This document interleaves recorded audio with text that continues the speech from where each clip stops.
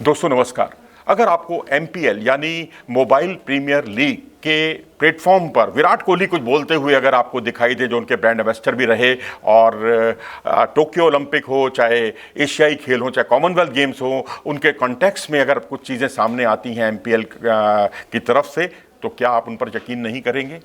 क्या आप रिंकू सिंह या मोहम्मद सिराज या शुभमन गिल या ऋतुराज गायकवाड़ यदि माई 11 सर्कल के प्लेटफॉर्म पर जो है कुछ बोलते हुए दिखाई देते हैं, आपको टीम बनाने के लिए अगर आपको कहा गया होगा कभी, या कोई भी बात कहेंगे, तो आप क्या उन पर यकीन नहीं करेंगे? निश्चित तौर पर करेंगे। इसी तरीके से ड्रीम 11 के कॉन्टेक्स्ट में यदि महेंद्र सिंह धोनी, ऋषभ पंत, श्रेयस अय्यर, हार्दिक पांड्या, जसप्रीत बुमराह, शिखर धवन, रोहित शर्मा, ये सब कुछ अगर आपको कहेंगे तो आप उन पर निश्चय ही यकीन करेंगे। तो इसलिए भोली भाली जनता पर अगर हम आरोप लगाएं कि भाई उन्होंने पैसा लगाकर सब बहुत कुछ नुकसान किया है, तो जाहिर सी बात है कि आपने स्किल के नाम पर ये पूरे प्लेटफॉर्म खड़े किए थे, क्योंकि सुप्रीम कोर्ट की हरी झंडी थी 2021 में, और उसके बाद से सिनेरियो पूरी तरह से बदल गया। हालांकि सरकार इसमें स्ट्रिक्ट थी, सरकार ने यहाँ पर कानून भी या ये कहिए कि अब तो कानून बना है, यानी इस अधिनियम के बनने से पहले सरकार काफ़ी सजग हो गई थी, जागरूक हो गई थी, उसने कई ऐप पर प्रतिबंध भी लगाए। लेकिन सवाल यहाँ पर यह भी उठता है कि the federation of Indian fantasy sports, क्या उसके साथ ब्यूरोक्रेट्स नहीं जुड़े हुए थे? क्या उसके साथ जो है सुप्रीम कोर्ट के पूर्व जज नहीं जुड़े हुए थे?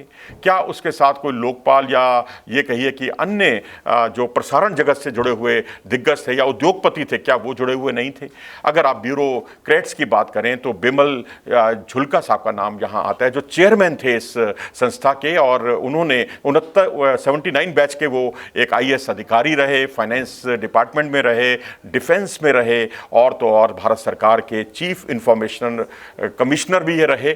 और उसके अलावा लोकपाल AK सीकरी साहब की अगर बात करें तो वो भी बहुत सक्रिय रहे इसमें, और वो तो उनको लोकपाल का दर्जा दिया गया था इसमें, federation of Indian fantasy sports में। और ये सुप्रीम कोर्ट के पूर्व जज रह चुके हैं। प्रसारण की फील्ड में देखें तो जय भट्टाचार्य को अगर आप देखें, ये डायरेक्टर जनरल रहे थे इसके, ESPN स्पोर्ट्स के डायरेक्टर रहे और KKR के डायरेक्टर रहे, और इसके अलावा ये तमाम संस्थाओं के प्रो वॉलीबॉल लीग हो, चाहे फीफा अंडर-17 वर्ल्ड कप हो, उनके साथ बतौर डायरेक्टर इन्होंने अपनी सेवाएं दी। प्रसारण के क्षेत्र में एक बड़ा नाम, और उसके बाद हर्ष जैन का नाम आता है, जो कि ड्रीम 11 के साथ जुड़े रहे, उनके फाउंडर रहे, उद्योगपति रहे। तो जब इतने बड़े बड़े लोग इसके साथ जुड़े हुए थे, तो उस पर सवालिया निशान लगना बहुत ही अजीबोगरीब लगता। लेकिन ऐसा हुआ, और कई साल ये सिलसिला चलता रहा। और भोली भाली जनता अगर दूसरा पक्ष देखें तो उन्होंने करोड़ों रुपया लगाया, लाखों रुपया लगाया, और पैसा किसी ने उधार लिया। और अगर आप कर्नाटक में देखें तो कई आत्महत्याएं देखने को मिली, तमिलनाडु में भी इस तरह के कुछ केसेस सामने आए।